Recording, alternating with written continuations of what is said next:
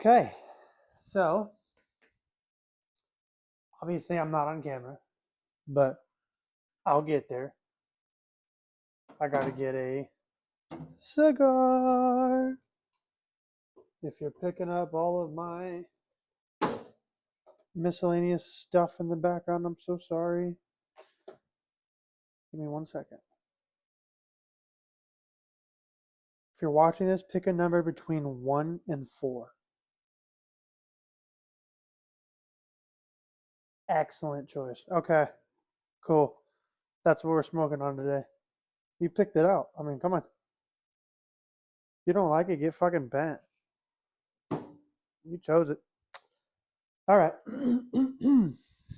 So, cheers. Hopefully this pulls up well. Oliva Series V. Okay. That's what's going to be on my radar tonight. They're classic. I'm wearing the classic jacket. My mother-in-law got it for me. Thank you very much. I got it for Christmas. Good little thing here. So we got a lot to talk about. And I don't have my inhaler. Damn it. All right, give me 1 second. We're almost ready to do this thing.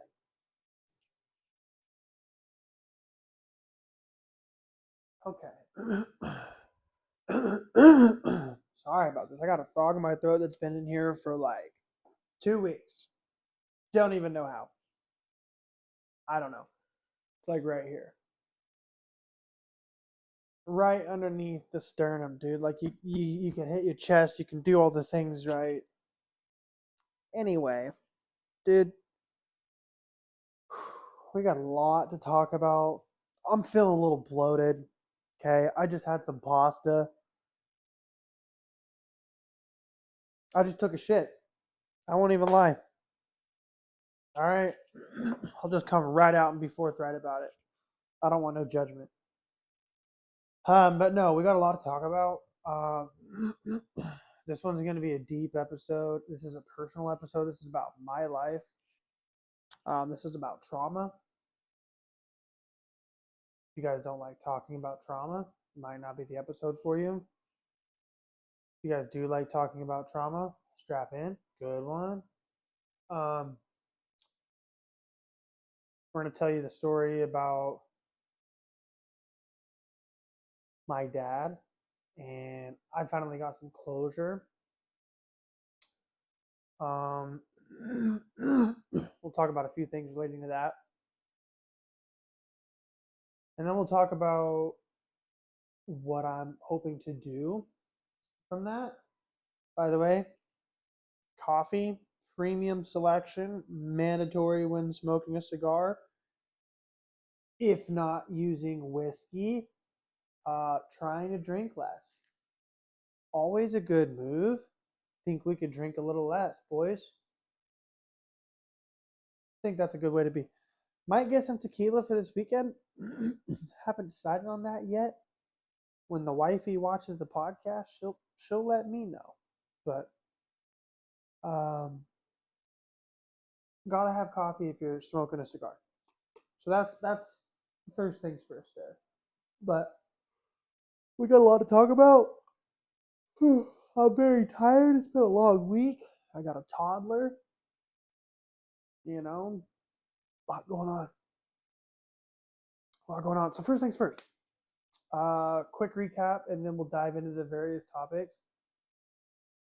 My dad was killed by a drunk driver when I was 3. That drunk driver was not a stranger. It wasn't like he didn't get hit by a random person. He was the passenger in his friend's vehicle. They were both drinking, and my dad didn't survive the car accident. That's what happened. Now, here, let me get this lit because this is, it's not going to be a short conversation. It's a podcast, but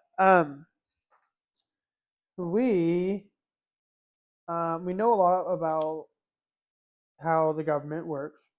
right? I mean, I have a podcast that's literally about um, conspiracies and things that the government has done wrong, or maybe hidden from the public, or maybe anyway, you get where I'm going with it. I've got a podcast that literally talks about conspiracies and things that the government hides, right? Uh,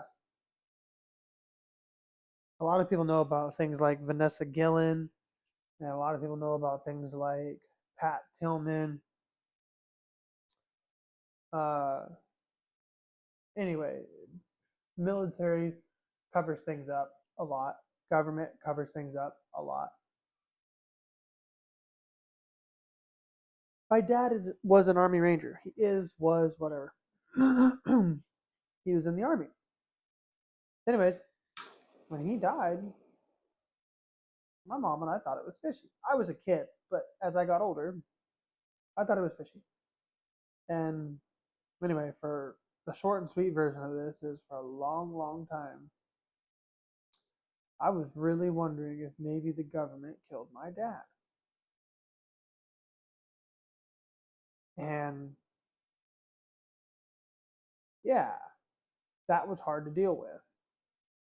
Now, what I am going to say is, I now know for a definitive fact that the government did not kill my dad, which is good. That's awesome. We can start there. However, I found out that not only did the government actively cover up my dad's death, which we'll get into, um, not only do they do that, but it's actually standard procedure for his specific side of the military. And again, we'll get to that.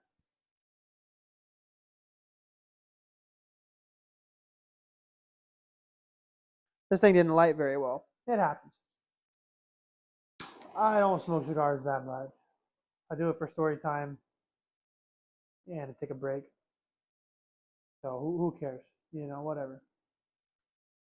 But yeah, we were wondering if maybe my dad was killed by the government. He was not killed by the government, but he was. His death was covered up, and it's pretty crazy.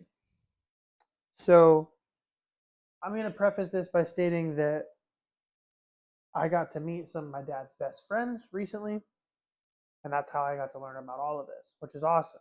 And we'll get to that too. I'm going to be a little bit all over the place because this is a very raw topic, obviously. So please bear with me. We'll we'll be around. We'll talk about it.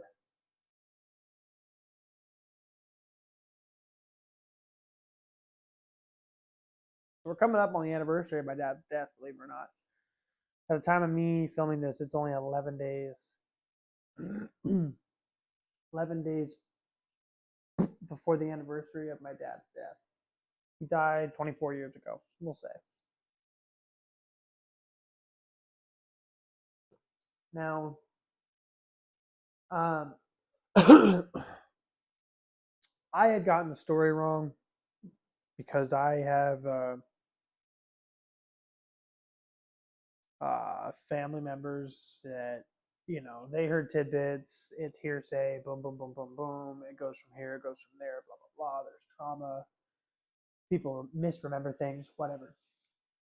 For over a decade, I thought that the official story was that my dad was cut in half by a seatbelt, which who you and I both know doesn't happen. So you can see how this naturally opens into a segue of pretty strange things. Um, that didn't happen, thankfully. Uh, maybe I don't know. This whole thing is new to me now, but my dad was ejected from the vehicle. Um, he and his friend David were supposedly, according to like my dad's best buddies, they were sitting on like milk crates, and that's what their seats were. They were sitting in an SN95 Mustang, which for Ford guys, that's a late '90s, early 2000s Mustang. Um, they were restoring it or working on it or whatever. They took the seats out and they went to go take it for a spin or whatever, and they just put some upside down milk crates in it to go take it for a spin, whatever. But alcohol was involved. That's never a good idea. They hit a crest going like 90 miles an hour, and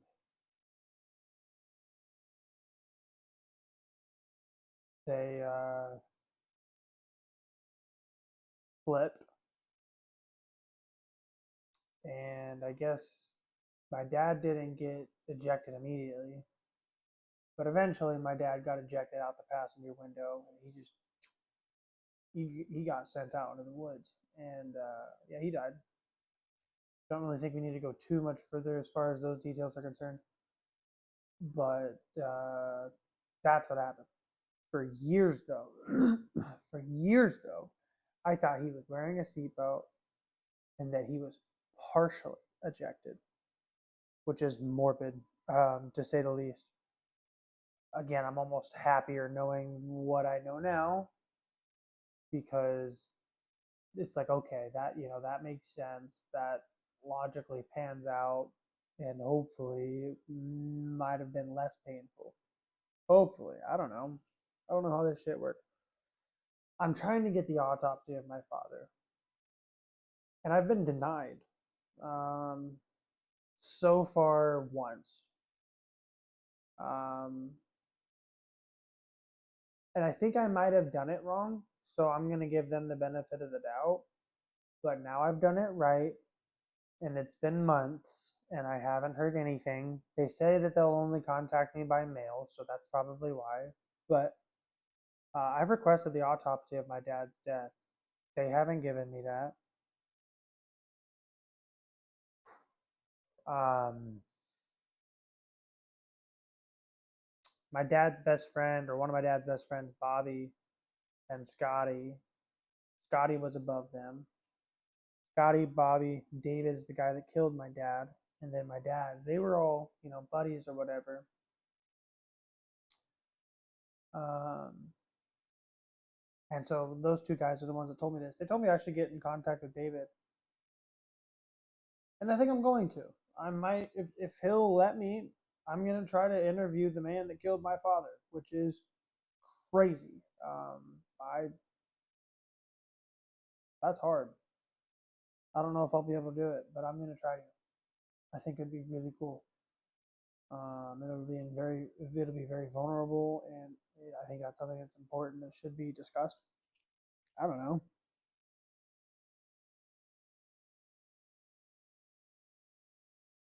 but I need to see if it can even be done. Because again, the military covered this up, and I think they still are. So a couple of keynotes. My mom didn't get to see my dad's dead body for like 4 days or almost 4 days, and he died stateside. He didn't die overseas. He was nearby. He was 30 miles away from where I live right now. Um, yeah, it's weird. My mom doesn't trust a lot still. She checked his body head to toe. She like literally she checked every freckle, every birthmark, every scar, every tattoo. Like, dude, this was real. As soon as my dad was dead, my mom was like, "No, dude, you killed him or you covered it up." Her words, like seriously. This was way back in 2002, 2003, 2004. She was like, "I think something weird happened." And I don't know if she still thinks that. I haven't talked to her very recently about it because that's a tough topic. I don't really talk about my dad very much to anybody. Um, there's really not a time or a place to. I mean, when is there a time or a place? um, Men typically don't have these conversations, which is fine. Next topic, whatever. But yeah, dude, stressful shit. My mom, she might still think this, she might not, but at the time, she very much distrusted the official narrative of the situation.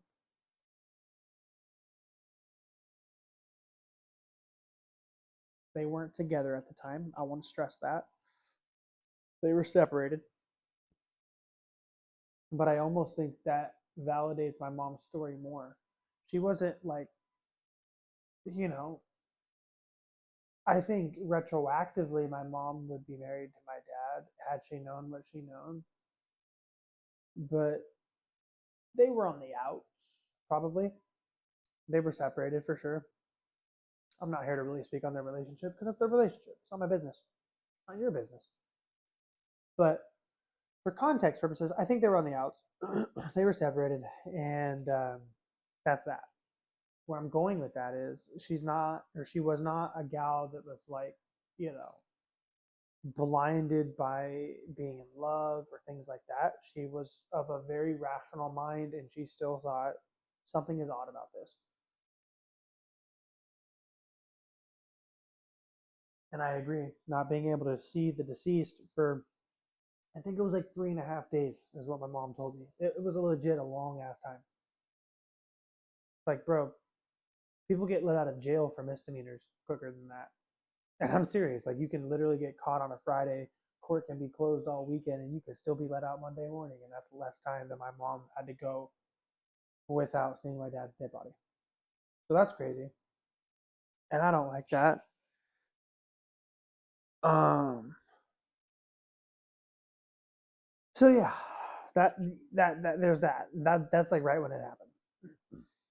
Um, plus me having a completely destroyed story of what I had thought happened.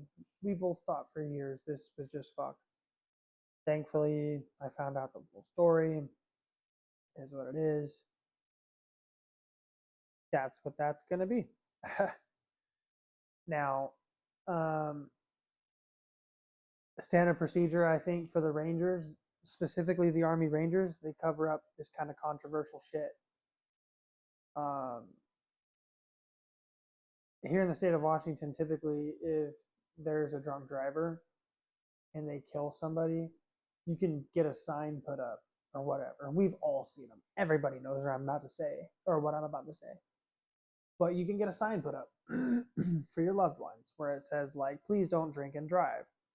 And then it will say, in memory of so and so, right? We've all seen it, dime a dozen. Sadly, there's too many of them, I think. But when my dad died, the state refused to put one up for him. They still won't. Um, Now, where he died, literally where his body was found, the fucking housing development. Not even exaggerating. So that's annoying. It's very annoying.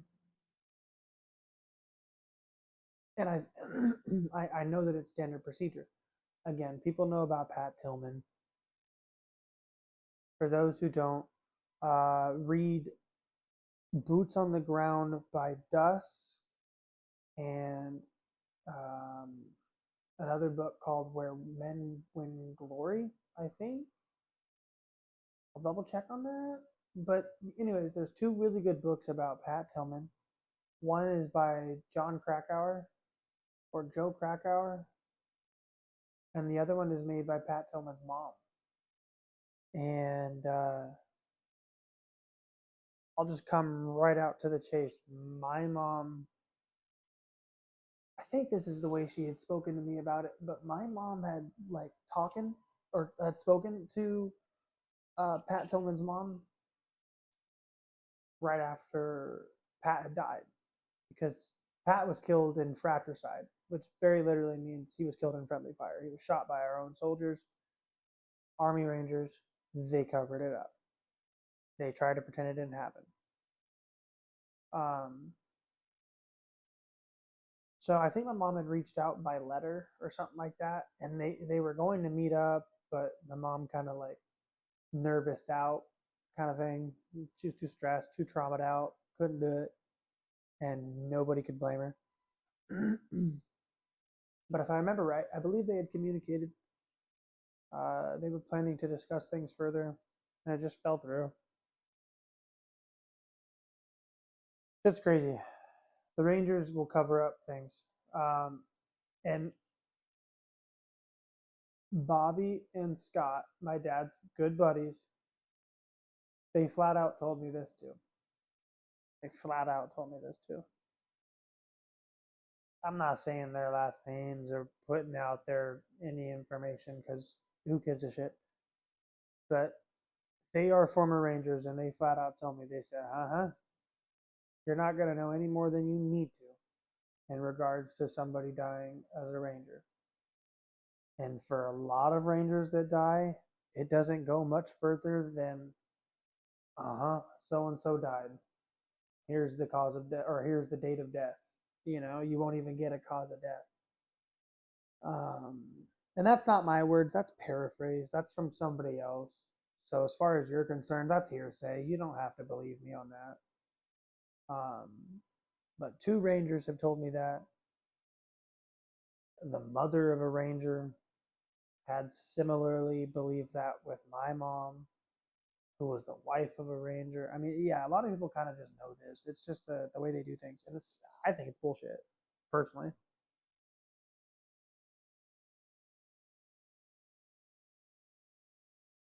Apparently they can't spare the embarrassment. The Rangers.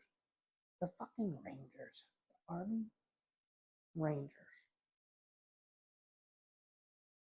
They can't take it if their bare ass is showing, I guess.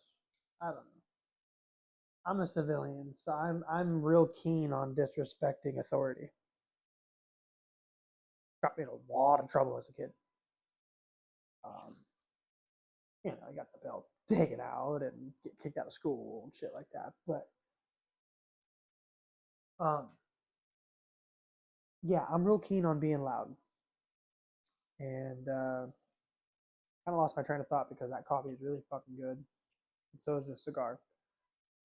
But um, yeah, I'm starting to learn things about my dad. It's stressing me out. Damn, I really want to find out what my train of thought is. Give me 1 second. We're gonna find that out. We are gonna find that out, boys. Oh, I was just talking shit about the military. There was nothing new about that. Nothing new. I'm real keen on being loud about talking shit about the military, which is fine. Um, yeah, dude. As far as I'm concerned, they cover things up because they're too pussy to admit when they make mistakes, and that's neither here nor there. But as far as I'm concerned, the United States government actively covered up my dad's death and may still be. I don't know what their turnaround time is to respond to requests for documents. I literally just asked for my dad's autopsy. Apparently, look, this is weird. All new to me. But apparently, after a certain number of years, if the Army has records of a person, even posthumous records of a person, they go back to another state out east to basically be filed away permanently. So that's what you have to do. You have to contact people out of the state and go through the thing and and then on top of that, that was the freaking golf club. On top of that, they only contact you by mail, so it's gonna take them a long ass time. And personally, I'm not looking forward to it. So I'm a little annoyed. But that's that story. My dad was ejected from a vehicle because him and his friend were dumbasses. Um,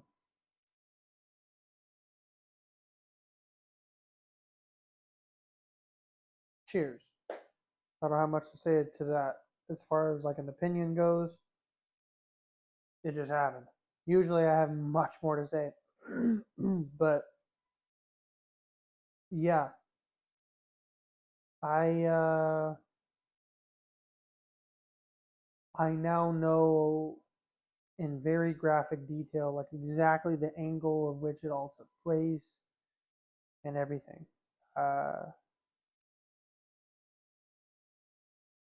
Bobby, which was one of my dad's best friends, we'll talk about some stories with him in a bit. Bobby, he was basically tasked with making sure that the guy that didn't, or excuse me, that the guy that killed my dad didn't kill himself. Like, actually, the man that killed my father. Now, look, I'm going to preface this. Time out. I'm going to preface all of this by stating for my entire life, I wanted every singular bad thing that happened to this man to happen to this man. I wanted him to kill himself. I wanted him to die. I wanted him to do all of these things. I don't want that now. I'm a grown ass man with different emotions than I held when I was a child.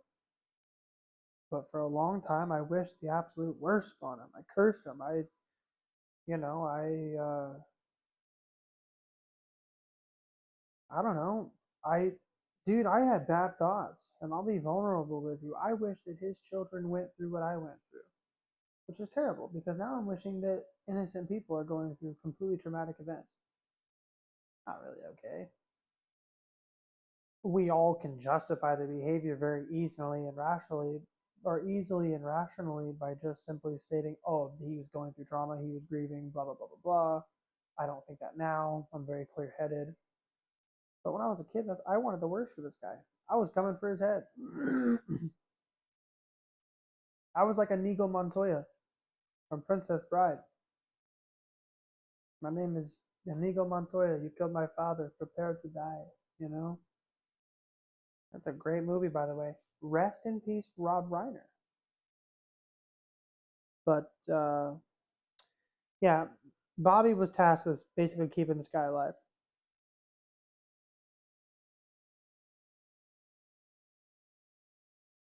And he told me, ooh, I fucked that up.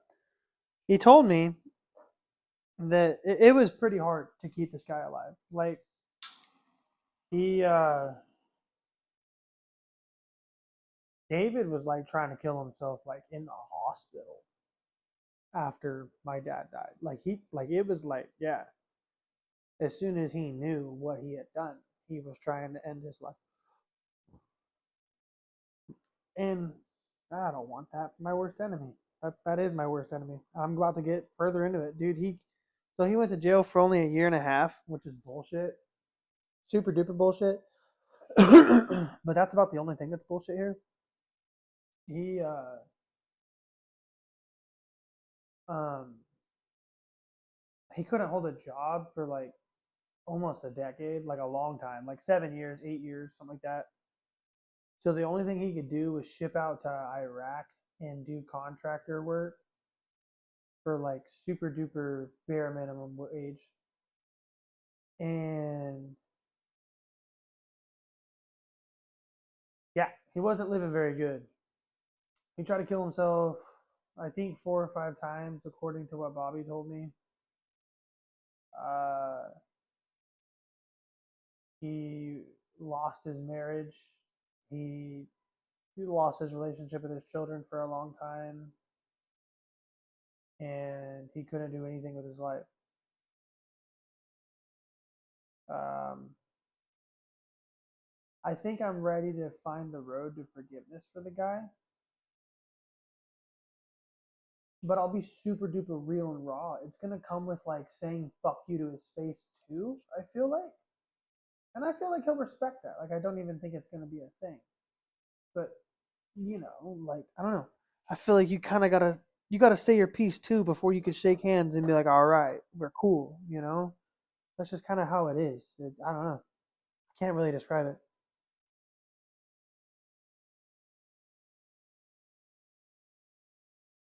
But I wanted the worst for this guy. for pretty much my whole life until I found out that he did get the worst, besides the prison time. But finding out that his life sucked and was living hell, I I don't like admitting it, but you kind of have to, right?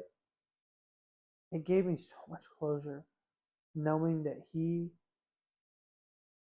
struggled, bro. Like really, and I don't want that anymore because as soon as I found out that I got it, I'm like, okay, peace. You know what I mean? Like, I don't know. And now I feel guilt on top of the peace. I have the peace, but I have the guilt that comes with the peace. So, I don't know.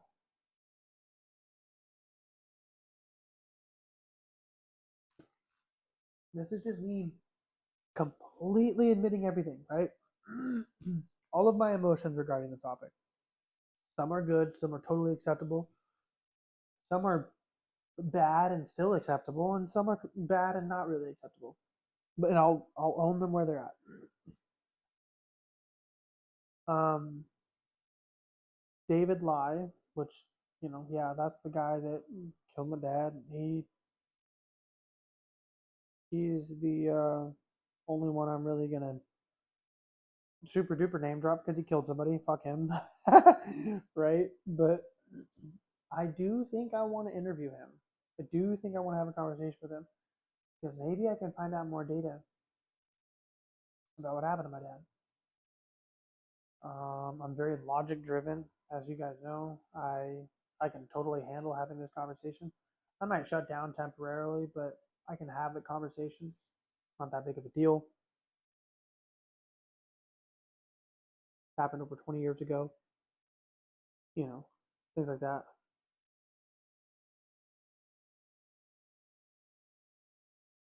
Now let me tell you about the super duper small world story, and you kind of already know it a little bit. You might, especially if you guys are on my Snapchat, you'll already know. But super duper small world story. Started working at State Farm up the road, 5 minutes from my house. 5 minutes from my house. It is the closest State Farm office to my house.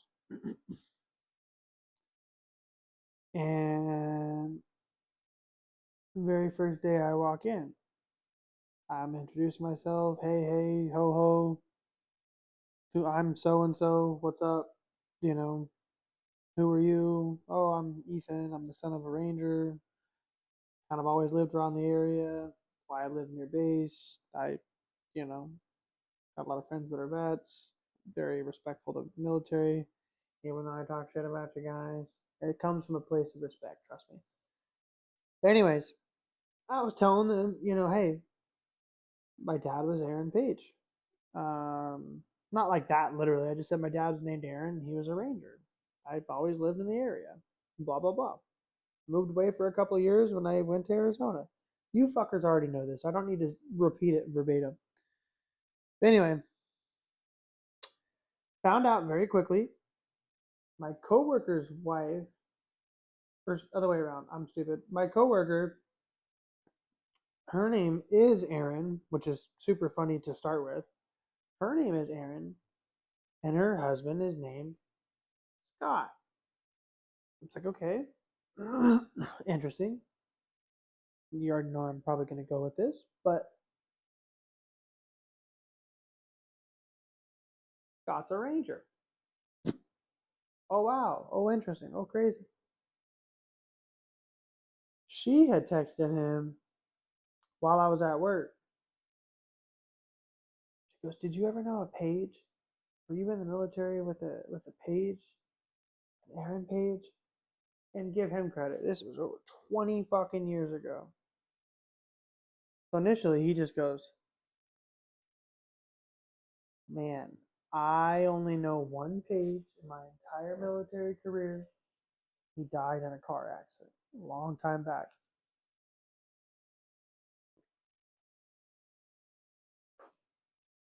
So his Aaron, not my Aaron, she texts him back, and she goes, "That's the one. That's the exact one." I am talking to his son literally right now. He's interviewing with us. I forgot. This wasn't actually my very first day. This was just when I was interviewing. She goes, I'm interviewing with him right now, or my boss is interviewing with him right now. Anyways, you flash forward a little bit, we get to know each other a little bit more. Scott comes in. He goes, "You look just like Paige, but you're about half a foot taller." It's like almost the very first thing he said. I'm pretty sure the very literal first thing he said was "Holy shit," and then followed up by that. Shakes my hand. We have a good conversation. We get to know each other. And basically, yeah, Scott was my dad's team leader on a lot of ops. They kind of floated up together. So as one rose up, the other rose up. And Scott was in my dad's up on every single mission, but he was pretty off and above him. Um, so yeah, so he knew my dad very well. We started talking very well, and he goes, "Do you remember anything about your dad?" I go, "Honestly, man, not much. I have a very distinct memory when I was a kid, and it's actually not that distinct that we were finding out." But I told him, I was like, we were on like the side of a riverbed, and we were in a Toyota truck. I was in the back seat. My dad opened the door and he just said, "Stay here. Don't jump out the trucks. You stay right here. Just stay put." Something like that, right? And I told him, I was like, "I don't know who I was with, but I know that I was with my dad's friend from the military." So he goes, "I think that might have been my friend. That might have been Bobby." And so we text Bobby. And he goes, "Dude, holy shit, is that Ethan? Is that little Aaron, is that Aaron Page's little son or whatever?" They get to talking. Scott doesn't live in the country anymore. Not Scott, stupid. Bobby doesn't live in the country anymore. But he ended up visiting. And this whole thing is like super small world, super perfectly timed. It's God, man. And I think it's my dad too. They are working together and they're making sure all of this stuff happens. Dude, I won't even lie to you. The stand that I am holding that phone on, that whole thing is standing on a box of all of my dad's stuff, literally. So when I say that my dad is a part of all of this, I didn't mean for it to be so literal. I was meaning more metaphorical. But my dad is involved in all of this, literally all of this. I don't know how to explain it. One of my daughter's first words, dude, one of her very first words was "Papa," and she signed it. Like I'm talking, like she's coherent, bro. Like this is weird, super duper weird. Bobby got in town. We started talking. I only met him the one time because he wasn't here to meet me. He was here for pre-planned stuff. Again, this shit just happened to fucking line up, dude. It's crazy. So crazy. That doesn't even make sense. It doesn't even make sense. You can't explain it with logic and reason. Like, dude, people that believe in coincidence, you guys are stupid. I'm sorry. I don't know who said that, but you're stupid. Coincidences don't exist. There's always an explanation for something. You might not be able to explain it on a personal level, like me and you. I can't say what it is, but there's always a reason something happened. Uh, Sometimes I can't explain it with math and science, though. So, Bobby, Scott, and Aaron and I went out to dinner, which is hilarious just saying that out loud because it sounds like my dad's there, right? Just the wordplay of both of them having the same name. It's really weird. What are the odds? Um, but the four of us went out to dinner. Or really just drinks. We could have had dinner, but we just had a couple drinks. And dude, we got to talking about so much stuff. My dad, Bobby, and I used to go fishing all the time. Like literally all the time. 2 times a month type of thing. If if my dad and Bobby were in town together, which they typically were because they were in the same unit, so obviously, unless there was some unforeseen circumstance, they were typically around together.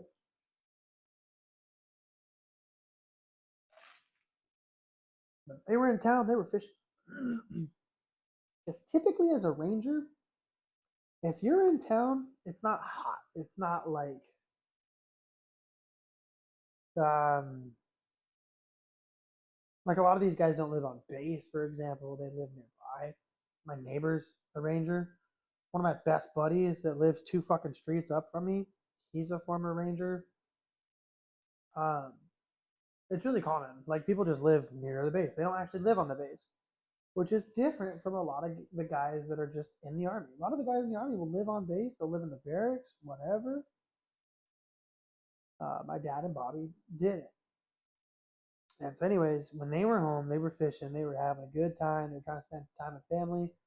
Because if you're a ranger, your deployments are very weird. Like you'll get a call at 2 in the morning. Hey, you're fucking shipping out, dude. You got to be on base in 30 minutes. Scratch that. You got to be on base in 15 minutes. Roger that, Sergeant. I'm on my way. You know what I mean? And that's just kind of how that was. And flash forward to where I'm trying to go with this. Um, my dad, Bobby, and I used to go fishing for shark out in Puget Sound. And they used to catch sharks that were as big as me because I was a toddler. And these weren't like huge sharks. They were like 3 to 5 foot, whatever. Like they're not like great white. They're not just don't go off the deep end thinking of what a shark is. This is like the type of shark you'd see at like the zoo or an aquarium or whatever, right? Just a 3 footer, 4 footer. Anyway, we used to go shark fishing,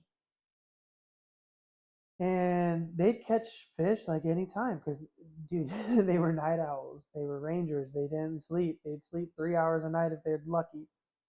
And so they'd take me out overnight. We'd go fishing right off the docks in Ruston Way in Tacoma, and apparently you can catch shark right fucking there, dude, if you got the right equipment.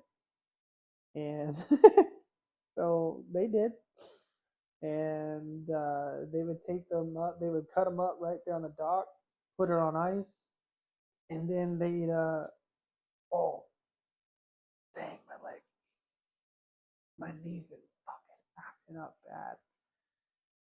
Oh, my knee, dude. I can pop my knee like 4 times in one sitting sometimes, and dude, that's just not right. That's not okay. I don't even know what's going on either. Like I never had a knee injury when I was a kid. Anyways, they would cut up these sharks, they put them on ice, and they take them back to the barracks, take them back to the chow hall or whatever, and they would just get lively, man. They would share with the boys and everybody that lived on base. They'd all eat good for that night or two or whatever, and it was a whole thing. Um, I don't know how this works because I'm a civilian, but the way that they described it to me is like, dude, the Rangers kind of went to the beat of their own drum. You could do whatever you wanted. They weren't eating MREs and shit food. They had like actual chefs, and so when they came in with Shark, they were like celebrities for the next few days because they were known as the Shark Boys. And they always came in catching shark. And it's just a wild story because, as the story goes, these two men that were in their mid 20s, they were literally younger than I am now, would go fishing with a fucking toddler and bring back 2, 3 sharks a night. with a 2-year-old kid in tow. It's just a wild story, dude. Super wild story. I haven't gone fishing like that in a long time. I haven't gone fishing in general in a long time, but it's a really cool story. Oh, and apparently my memory that I thought was really distinct about me being on the side of the river, dad tells me not to get out. Reason why we're not supposed to get out is because we're stuck in the four-wheeler or whatever. It was deeper than that. He literally and metaphorically. Bobby told me. He goes, "Yeah, dude." He goes, "You were in the back seat." He goes, "We weren't on the side of the river, dude." He goes, "We were in the river." And he goes, "We were getting swept away." He goes, "We were getting swept away." And he's like, "I don't think your mom really knew about that whole story until you got older." But he was like, "Yeah, dude, the water was going up to the rockers and it was about to slide up into the like upholstery and the carpet on the bottom of the the floor or whatever, the under panel." And so that's when my dad had opened the door and he was like, "Stay here, dude, don't fucking move." Because apparently the Forerunner, or I think it was like a Toyota Tacoma, or I don't know what it was in the late '90s. I think they just called it a truck, Toyota truck or whatever. The little 4x4s, 2x2 or 2x4s, 4x2s. Jesus Christ, I can't talk. The Toyota truck was a boat. And we were just floating around for a little bit. And thankfully, we would, hop to, and we were able to get out, and no damage to the vehicle.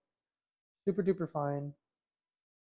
Which honestly, I think is just a testament to the cars that were built in the '90s. Like a lot of '90s things were just built better because they weren't too electronic. They had the just right amount of electronics.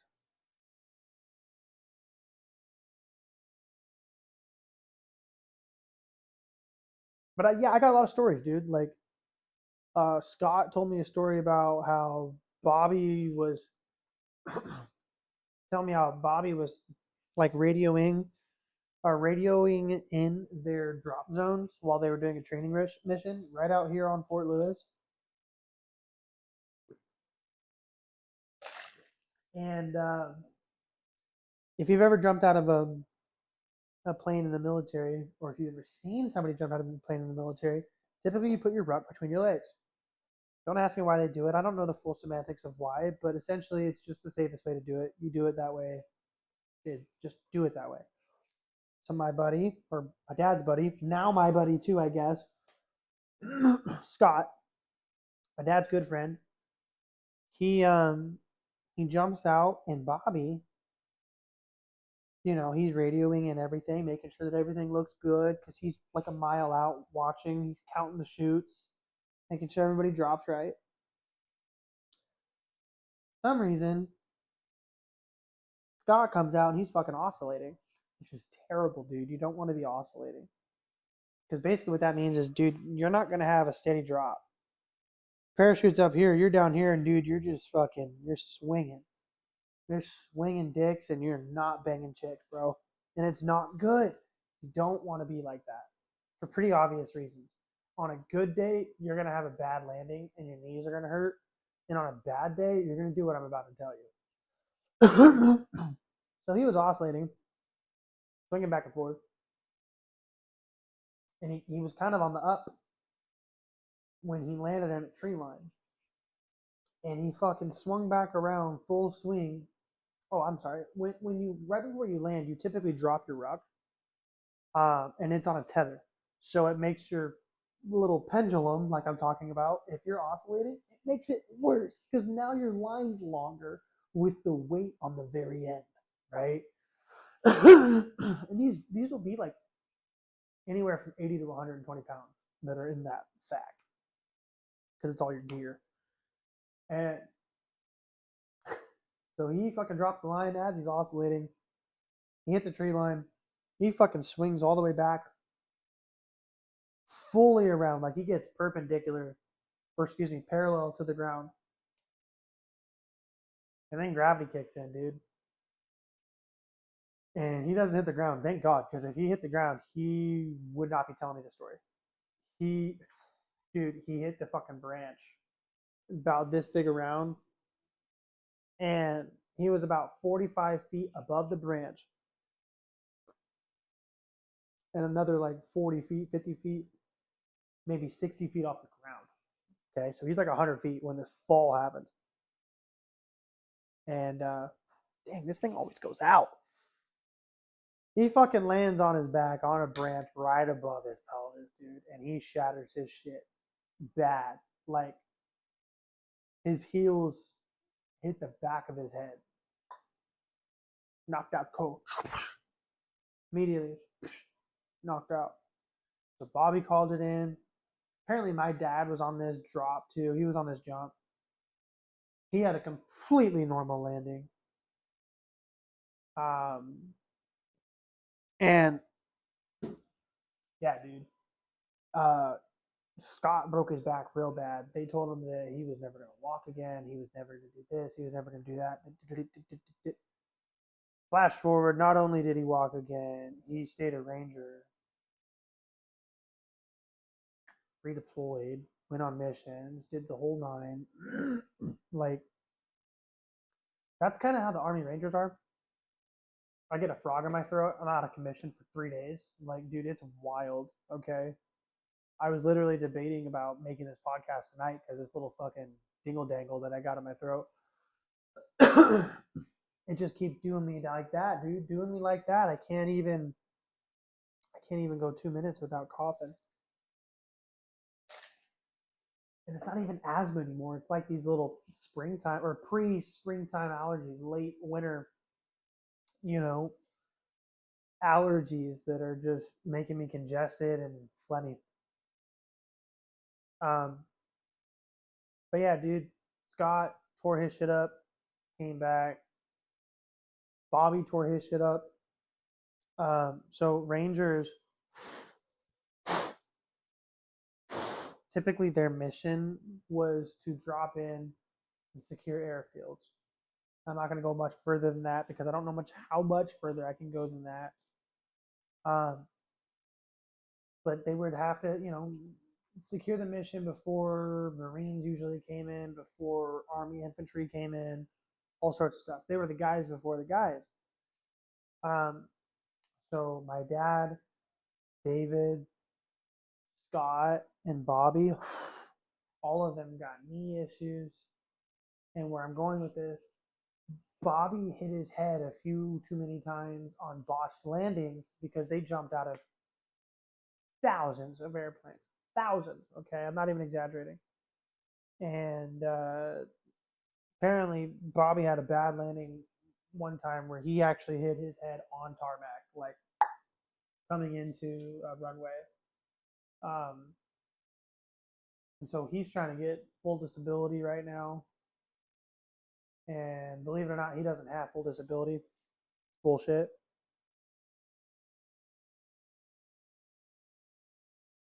I'm not naming names. It's not my thing. But I know people that are on full disability and they never fucking deployed. Like, dude, that pisses me off. It really does. Bobby's a cool dude. It was great. We almost cried together. As soon as he saw me, he hugs me. We hugged for like 2 minutes. He goes, "Bring it in, brother." We hug. After that, it was great. He literally holds me like out at like arm's length. He's got hand on my shoulder, like another hand kind of like on my upper like chest side, just kind of looking at me. And he's like, "Dude," he's like, "You look so much like your dad." And then he goes, "Bring it in, man." And then he hugs me again. So he literally hugs me 2 times back to back, and it's just like so emotional, so raw, so like real. I could really tell this man loved my dad. And same with Scott. Scott was like that the first time we met too. This seemed like when he said that, or when he said that I was so tall, or so much taller than my dad, dude. Like he kind of had like tears in his eyes. Like I could tell he missed my fucking dad. And so yeah, we all went out to drinks. We had some good drinks. And Scott paid for mine, which is crazy. I offered several times to pay for my tab. I was like, dude, let me. Like, what are you doing? He's like, I already paid. I'm like, oh, okay. Well, what do I owe you? He wouldn't let me get it, which I was very thankful for. Um,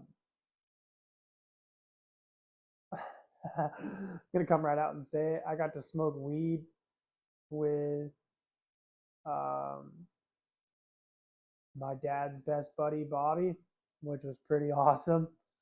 Um, I found out that I don't know how much of this I should say, but it's been more than 20 years, so nobody can get in trouble. Nobody can get in trouble. All of these guys are retired. But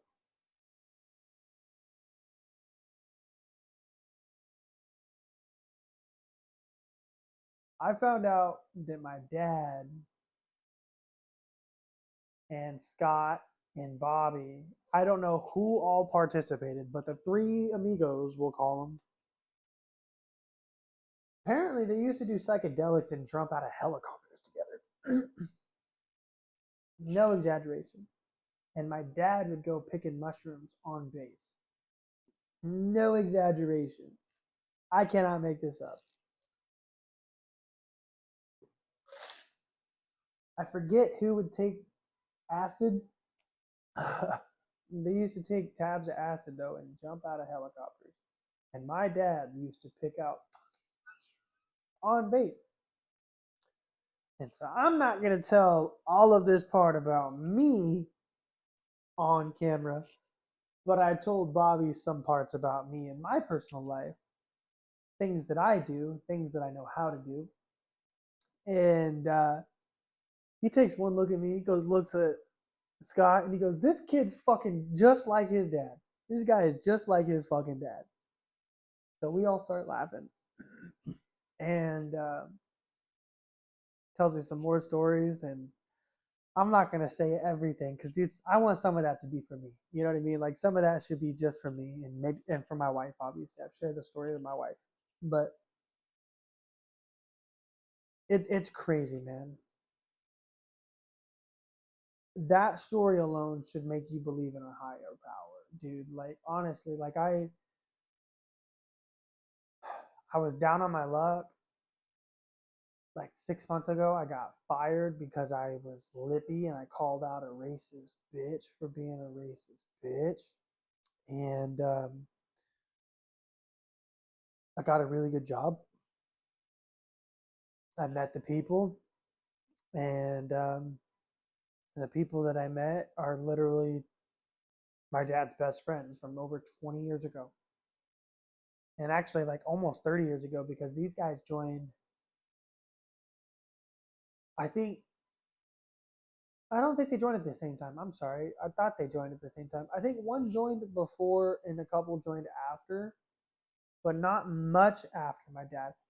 My dad joined in 1996. So this is literally 30 years ago.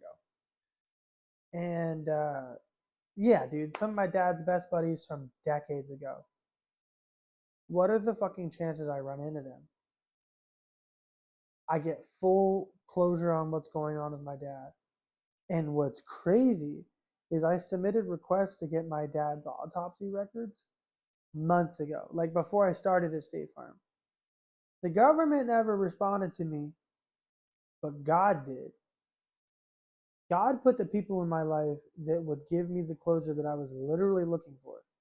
I got the answers regarding my dad's death that I was literally looking for. And now I no longer think that the government killed my dad. Like, you guys got to remember, for a second, I actually really did. I really truly thought that the United States government killed my father. And that's a hard thing to fucking think for a long time. Like, you got to think about how crazy that might make you individually go as a fucking person. And I'm over here just trying my best to just, I'm fine, my way through the whole world. Dude, I'm very thankful for what I just was able to go through. Very thankful. And I still hope that the government gives me the autopsy for my dad. That's my dad, bro. I should know about the individual injuries that caused his death. I don't give a fuck if that makes the Rangers look bad. I don't care. I love the Rangers. People I very, very, very, very much love and hold in high regard are Rangers, dude. Like my good buddy Anthony, right up the street. I talk to that dude just about every day. Now that I think about it, because if it ain't a whole conversation, we'll at least send a snap in the morning. Because he gets after it. That boy, he's a trucker, so he's in the morning or he's up in the morning getting to it. He leaves his house before I'm even hitting the snooze button on the alarm clock type shit. So he'll snap me on his start of the day, and then I'll snap him at my start of the day. Getting to it. Anyway, people I've always loved and held near and dear to my heart, Rangers. But I deserve to know the full story of what happened to my dad. And I'm starting to piece it together. Making sure my mic's full. Starting to piece it together. I think I'm going to find out the full story if I can talk to David. And that would be crazy. Because if he'll let me do it,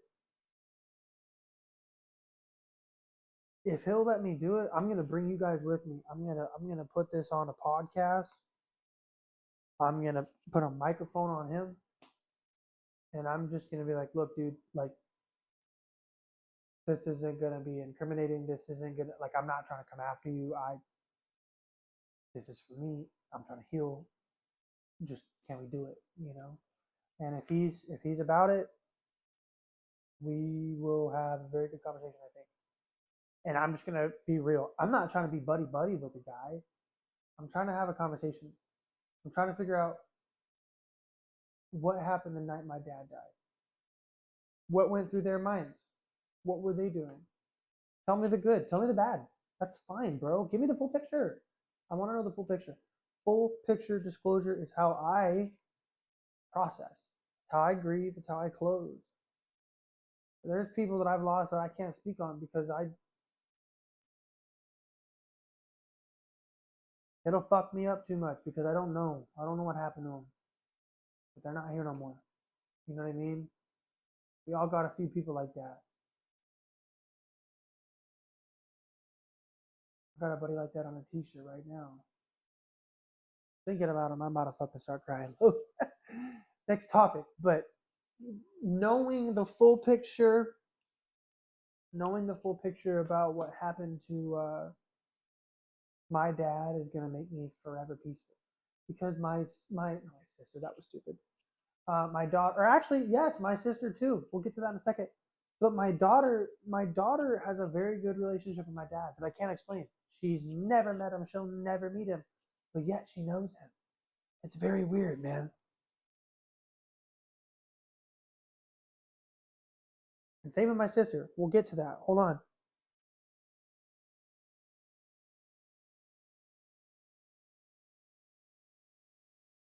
On the 10th anniversary of my dad's death, I cannot make this up. Down to the date. So this is February 17th, 2012.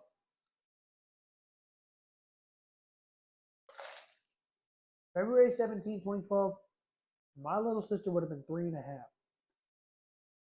About the same age I was when my dad died, which is wild to say already. Anyway, we were having dinner. I was already having a bad day for obvious reasons. It was the 10-year anniversary of my dad dying. I was a little 13-year-old kid going through it, you know.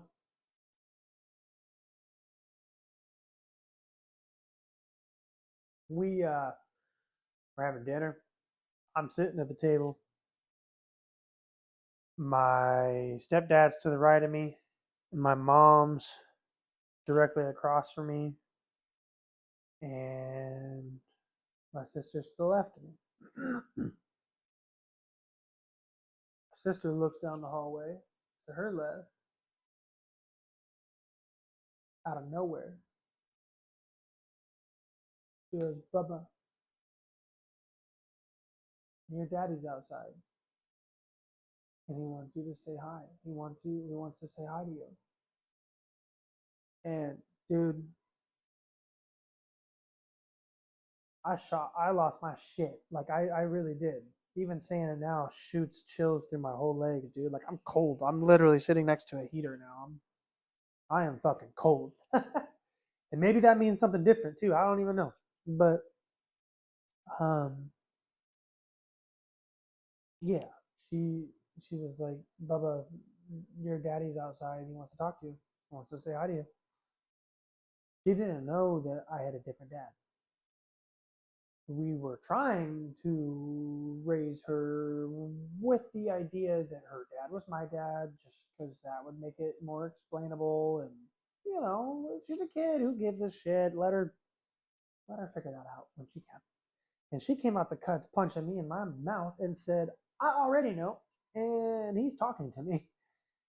So my dad has very much spoken to me in the afterlife. And that's like, I, my hand on a Bible, I will take that to God's judgment. That I very much believe that. Um, I've heard knees popping down the stairs. And I brought that up with Scott and Bobby too. They were like, do you feel like your dad's around? Do you feel like you have a connection? And so I told them that story, and I was like super funny about it. And I was like, man, I was like, I can't tell you how many times I've gotten bowls of cereal in the middle of the night as a kid, just hungry, couldn't sleep, whatever. And I would hear knees popping coming down the stairs, thinking that it might be my mom, or my stepdad, or my sister. I look at the stairs, or I wait, and nobody comes.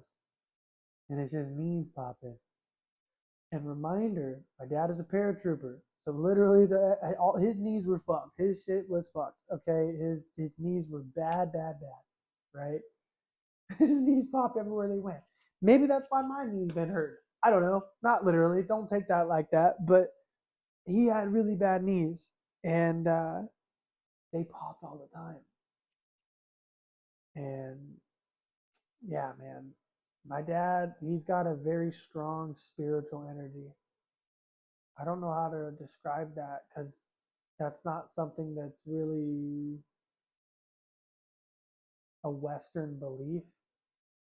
But I believe that humans can carry divine energy, honestly, kind of like Jesus did, except not at all. Because obviously, I don't want to compare me or any one of us to somebody that we're not. But I think that humans can have a lot of power in the afterlife. I think that they don't just die. I don't think when we die, that's not the end. It's not. And it's not just heaven or hell either. It could be things like my dad, where maybe their spirits on earth, and they communicate and they keep you safe. Like, dude, my dad was in a rollover car crash and he died. Um, I was in a rollover car crash when I was 16.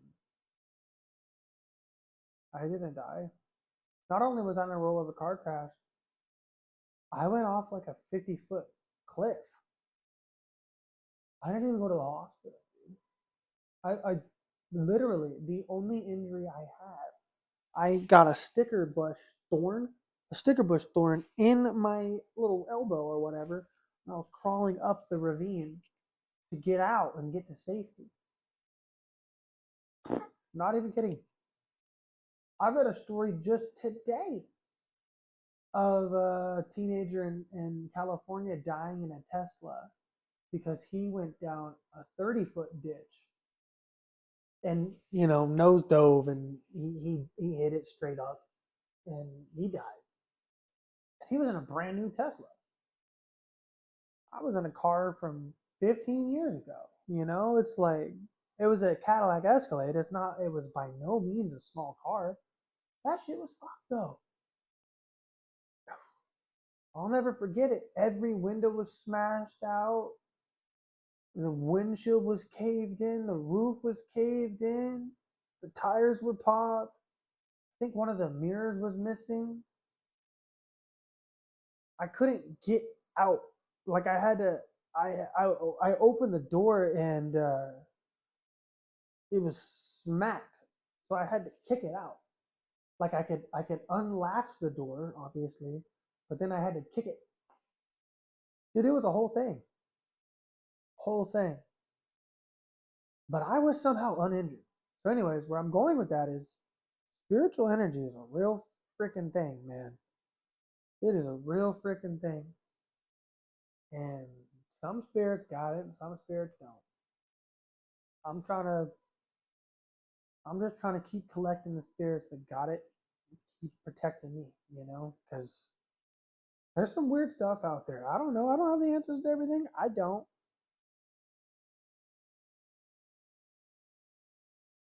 Man, this thing keeps dying up. You'll leave us, man. Probably because I'm jabbering.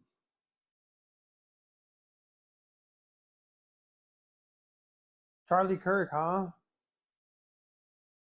Erica killed him. Look, dude. Erica killed him. She was getting paid out hundreds of millions of dollars, and she killed him. That's just my belief.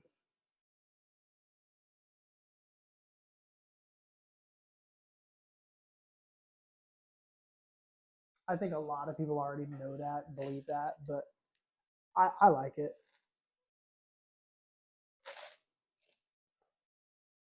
It sucks that he died. Like, I turned my back on him because he was super pro Israel, and I was too. All of my old podcasts show that. I'm not now, though. And I was turning my back on Israel a few months before he did. And because he wasn't, I started to turn my back on him. I just got tired of hearing the same messaging. And it sucks because he died like the second I turned my back. Like, fuck. you know?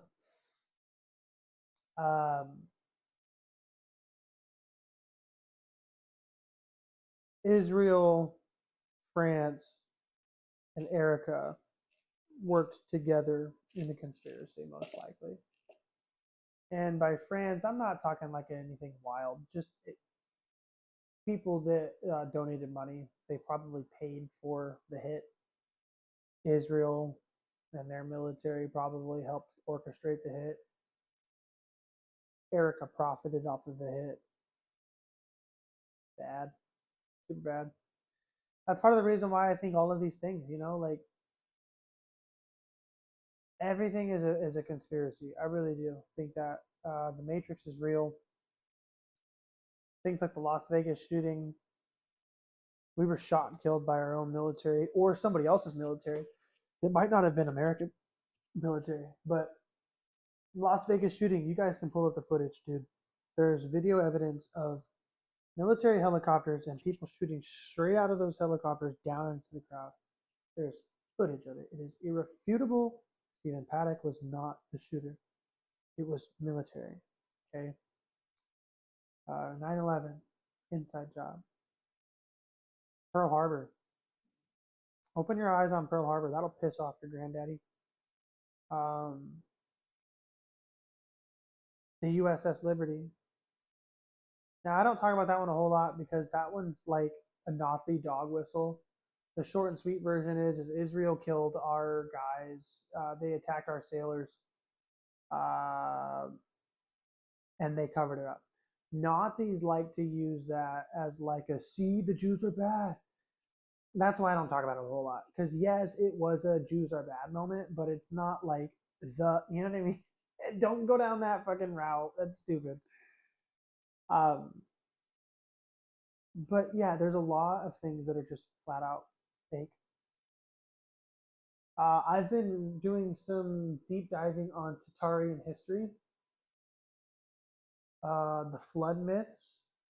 I've been reading more about my Bible. Look, I'm just going to say this. This is going to piss you guys off, but the Bible has a lot of historically, factually correct information in it. Read your fucking Bible. I probably shouldn't have said it like that, but read your Bible, okay? Um, the flood myths, okay? So here's a good example. Seattle and hundreds of other cities all have flood zones. Like they're all rebuilt upon each other. Hundreds of cities have this old tale um, where the basements of old buildings are actually really the first floors of old buildings. from hundreds of years back when a flood came through. And we don't know what this flood was, but it literally buried old world history. And Tartaria is this old empire that was in the middle of Russia like 200 years ago. And eventually it just stopped showing up.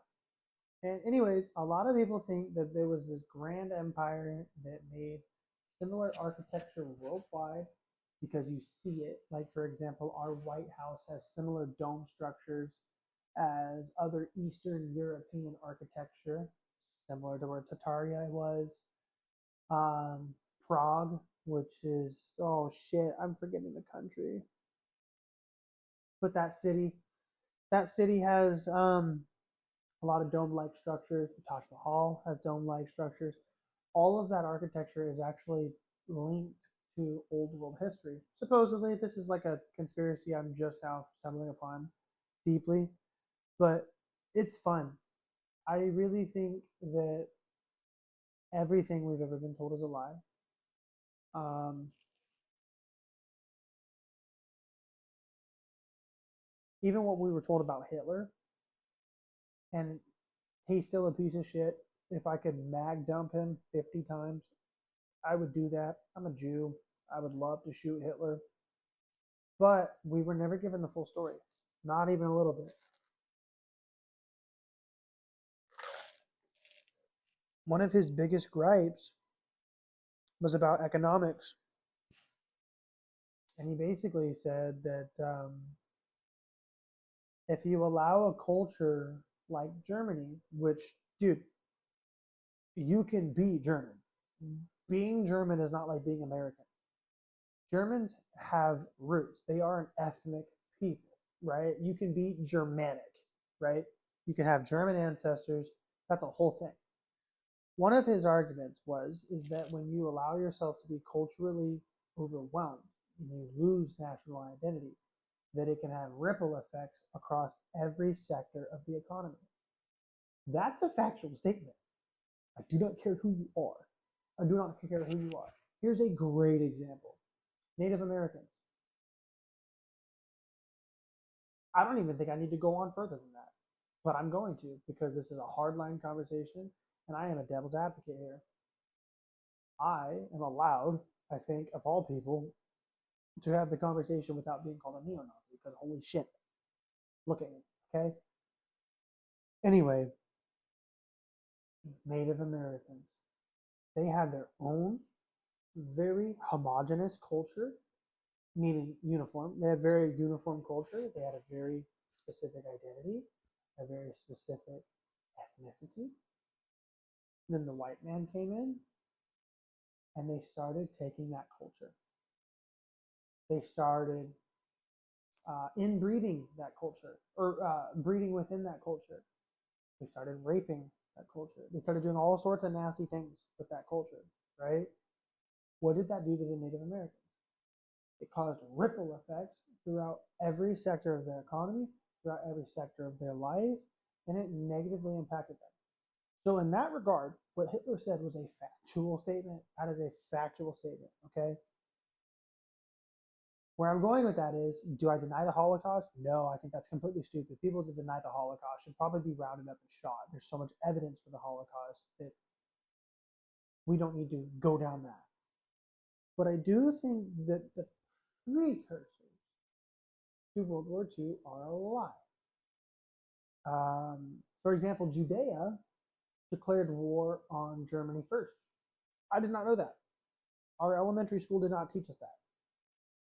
Holocaust museums do not teach us that. Judea, which was before Israel, Judea very literally declared war on Germany first. And it wasn't like Judea, because if I remember right, it was a region at the time. It wasn't actually called Judea. I think it was called British controlled Palestine, actually. Um, but there's like literal newspaper articles from I think 1932, 1933. This is all off memory, by the way, so please don't quote me. But there's newspaper articles from a full like 6 months to a year before when the Holocaust actually officially starts. Which, by the way, the Holocaust starts 6 fucking years before the actual World War II starts, right? So if you got global Jews stating in the newspapers, we declare war on Hitler now, before the Holocaust even starts, okay, who started it, right? And again, this is not that, this isn't that kind of conversation. It's not. But we need to actually relearn our history a little bit. We need to relearn everything. The government is not our friend, and they control the history books. They control everything. Why do you think they want your kids learning Common Core math, dude? Honestly, that doesn't help children. I've tried to learn it. I'm very good at math. I'm in the 99th percentile for mathematics ability. I am incredibly good at math. I do not understand Common Core. Doesn't make sense. And I've met people smarter than me. I've met people less intelligent than me. All of them agree that Common Core is stupid. But it's being mandated now. And why? Why? Why is the government making us have lesser education for mathematics? Why? That's one topic. You know what I mean? They do that with everything. Um, yeah, man. We got to relearn everything. And again, I want to re-preface. Adolf Hitler was a shitbag. Complete shitbag. But I do wonder if he and the global Jewry were allowed to reach an economic deal in 1931, I'm very curious what would have occurred. Because, ironically enough, Hitler was trying to create Israel with the Jews in the early 30s. He said that it mutually benefited both of them. He said it would benefit the Germans. He said that it would benefit the Jews. He's literally on record stating that it would create a safe space for them, not in that literal word format, but he's on record stating that it would create a safe space for Jewish people and it would solve the problem in Germany. Probably not the best way to phrase it, but he stated Israel would be a good thing for both sides. That's basically what he said, almost word for word. He was on record stating that before the Christians in America were. The Christians in America didn't help the Jews at all. We didn't help the Jews until Pearl Harbor, and even then we didn't help the Jews. Hitler declared war on us first, and he only declared war on us because the fucking Japanese attacked us. So America was not the good guys in World War II. Ironically, the good guys in World War II were the Russians.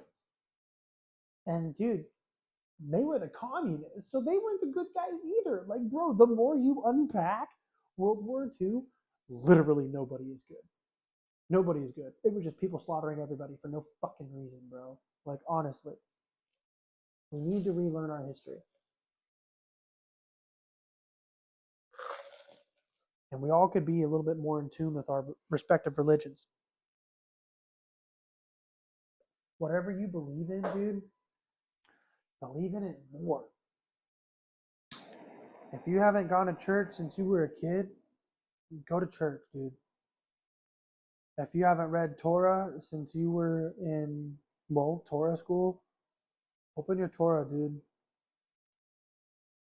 If you, look, dude, I'm not very well rehearsed on other religions because I'm very Judeo-Christian myself, but if you haven't gotten back in touch with what you ultimately believe in your heart, get in touch with it, man. This is 2 episodes in a row of me preaching at you before I end out. You gotta, whatever you believe in it more, man, because, man, there's something weird out there. Can you feel it? Oof. Makes the hair stick up on the back of my neck. I can feel it, dude. There's something out there.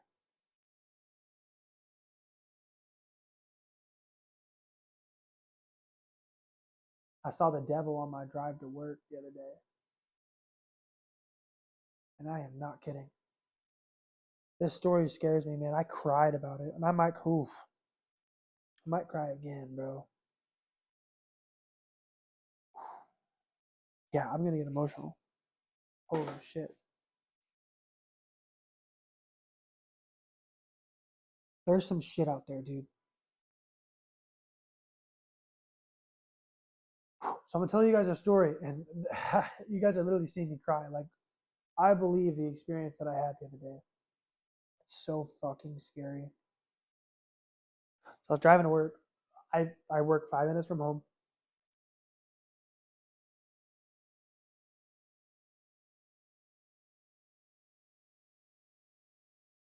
I work 5 minutes from home, and I was driving. I was turning, driving on my way to work, and I saw a pedestrian,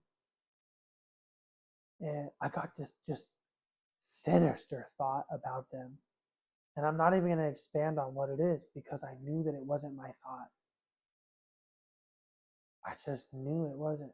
And I like literally said out loud, I was like, I was like, not, it wasn't literally like this word for word, but I said something like, like, not today, Satan. Like, get that out of my mind, like, that's not me. That's the devil. That's not me, dude. Oh, I'm so emotional just thinking about this. I am like about to start crying. I already have. Um, I shit you not, dude. Literally 2 seconds after that, 2 seconds after I had that sinister thought, like I'm talking like just dark, man, like fucking violent, like a violent ass thought about somebody that I had just never even seen before. Such a violent thought. Something I didn't even know was capable of like going into my mind. Literally 2 seconds after I was like, no, dude, like that's the devil. Like I can't have that. 2 seconds. I look up and to my right, and in the tree line,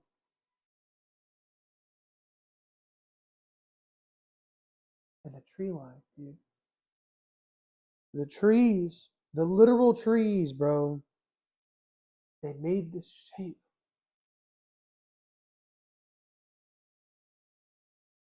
Oh,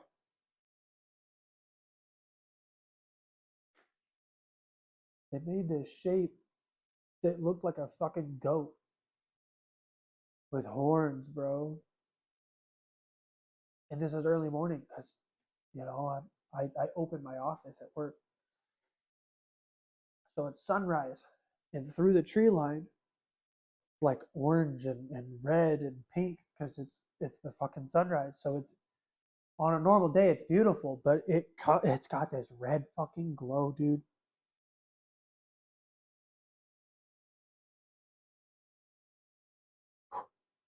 Yeah, dude, it literally looked like a fucking goat, big ass horns, like triangular horns. You know what I mean? Like, no, dude, that happened to me this week, bro. Like this week, I am a like, I am a pretty mentally clear person. I don't, I smoke some weed. I smoke a cigar once in a while. I don't booze heavily. I've got a clear mind, is what my point is. I don't have mental illnesses. Obviously, I might have depression from when I was a kid and went through some trauma losing my dad. But look, man, what I'm trying to say is I didn't fucking hallucinate, okay? And it was like, see a stranger, bad thought, not today, Satan, see Satan. Like, this whole thing took place in like 15 seconds, bro. I almost crashed my car. I was so overwhelmed. Because how could you not be? And scientifically, I will be, I'll meet you in the middle. Scientifically, that could be called pareidolia, which pareidolia is essentially in a literal form. It basically means you're personifying inanimate objects, so you'll like see faces and things that aren't actually faces or whatever. From a scientific standpoint, that is 100% what that could be. But dude, I just fucking cried on camera. You guys can take it to the bank that I at least believe what I saw. It was very stressful for me, and it honestly affirms a lot of what I've been feeling. And I don't even. I'm fuck it. I'll probably keep this in. I was gonna say I might edit this out, but I'll keep it in, dude. I don't believe in lying to people. I don't believe in. Look, be vulnerable. You know what I mean? Ever since I've had my daughter, you got it. If you're gonna cry, just fucking cry. As a man, that's fine. Nobody's gonna judge you. Actually, I bet people think a lot better of you if you cry a little bit. But yeah, dude, that was stressful going through that. And I'm not, dude.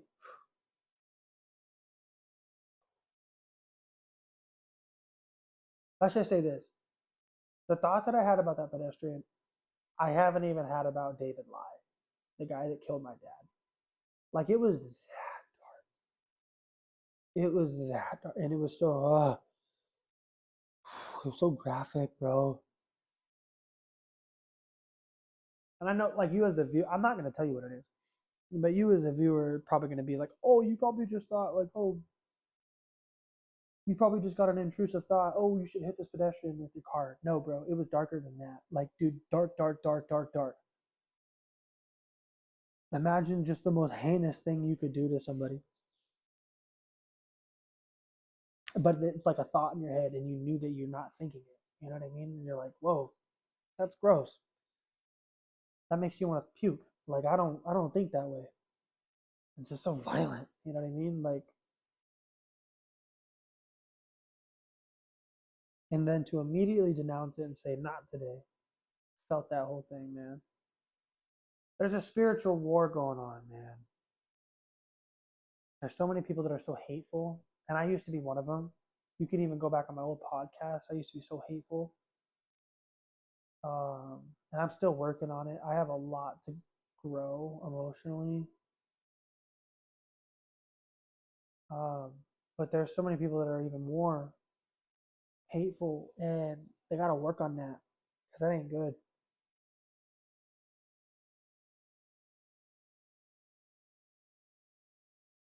I'm about to go find my dad's killer on LinkedIn,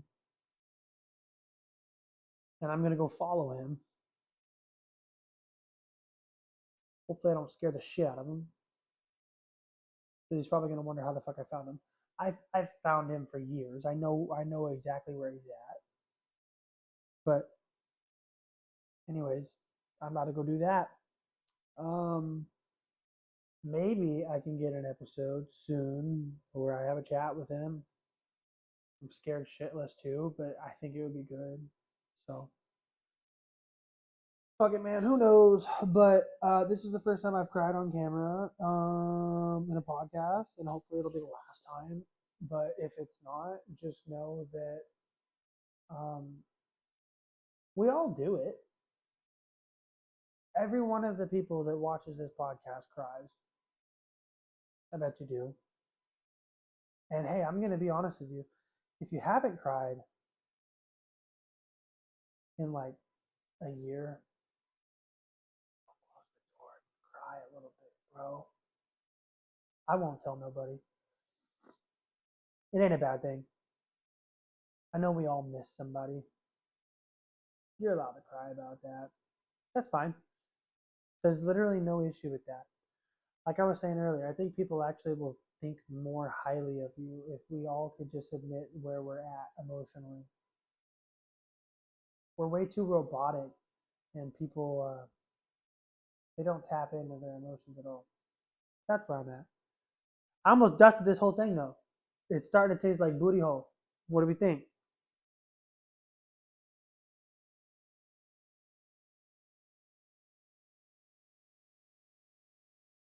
Starting to taste like booty hole. And the coffee is almost empty. I think based on that timeline alone, this should be over an hour, which will be about where I'll cut it. Because I don't need to go much longer than that. I'm starting to annoy my damn self. Anyways, you guys have a good one. I don't know what my next podcast episode is going to be about because This one was going to be a totally different topic. I thought I was going to come in here guns blazing, telling you about how the government killed my dad and what I was going to do to prove it. But thankfully, that's not what happened. Um, but now instead of having like a 2 to 3 part series about this, now I got to go find another episode to make for this next week. So yeah, I think my email is what is that? Turning the pages with Ethan at Gmail, or it might be turning the pages WME, like turning the pages with me at Gmail. It's one of those damn things, man. If you got my email, send me an email if you want me to do a specific topic. Shoot me a text. Comment on the episode. Whatever the hell you want to do. I'm so stupid. I should have just said that. Comment on the fucking episode. If you have a specific topic you want me to do, take it serious. Don't say something stupid. But if you got something you want me to research, something you want to know more about, let's do it. Please don't say the 2024 Bayside Miami Mall incident with the fucking aliens, because I can't find any evidence about that. I've tried. But if you got something you want me to talk about conspiracy related, let me know. I would love to break it down for you. Other than that, guys,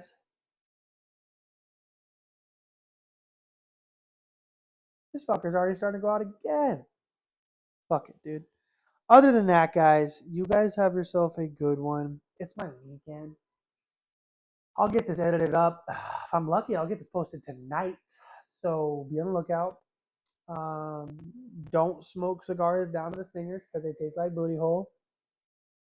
And cheers. Have a good one.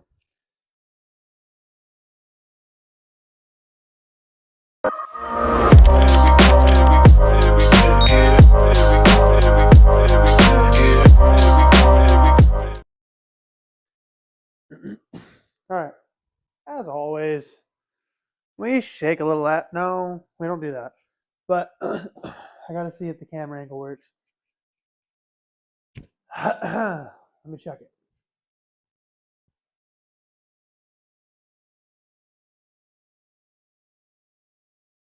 Look, dude, this camera is shakier than an epileptic, but we're gonna let it be.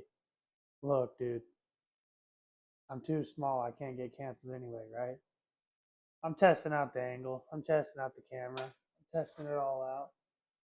I think it's actually pretty cool. This is literally just an iPhone. Nothing special. Dude, I'm with this. All right.